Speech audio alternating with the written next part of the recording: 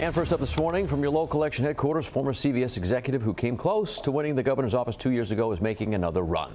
Helena Foulkes expected to launch her second campaign later today, and Joe Cortez is live in studio with more on the race for Rhode Island's top position and what Governor McKee is saying about the potential rematch.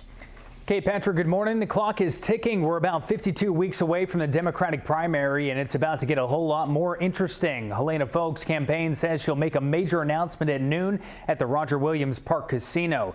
The 61-year-old has been aggressively fundraising. The latest report with the Board of Elections show Foulkes with more than $2 million in her campaign account, over double what the governor had on hand. She was a political newcomer when she first ran in 2022.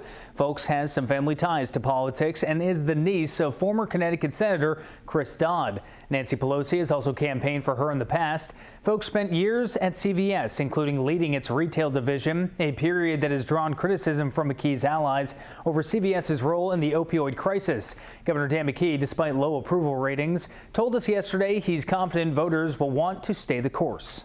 We're just going to keep on doing the work, and people of Rhode Island respect that, and whether it's helping our kids in our schools or helping our families with their incomes or making sure that we're healthy and continuing to put people to work building things that are going to pay off for decades to come.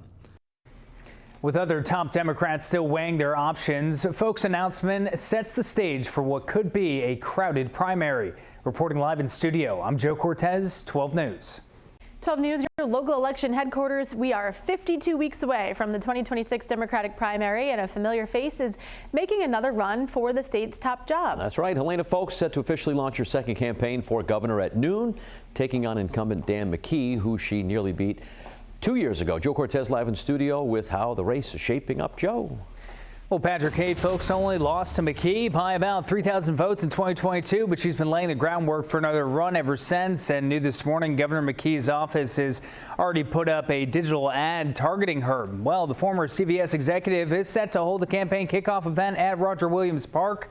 She would enter the race with more than $2 million in her campaign account, outpacing McKee's fundraising to this point, according to their latest filings with the Rhode Island Board of Elections.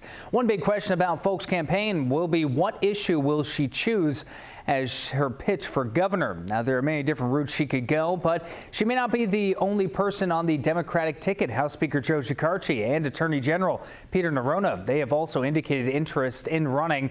But as of right now, Foulkes is expected to make her run, and she is getting an early start this time. But she kind of delayed in getting into the race in 2022. That's right. I think there's a consensus that had she gotten in sooner and been a little more aggressive in the style of Republican candidate Ashley Kalus, she might have beat Dan McKee.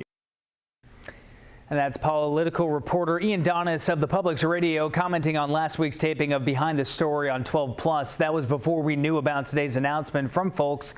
Expects to happen at noon. Stay with 12 News. We'll have all the coverage later today. Live in studio, Joe Cortez, 12 News.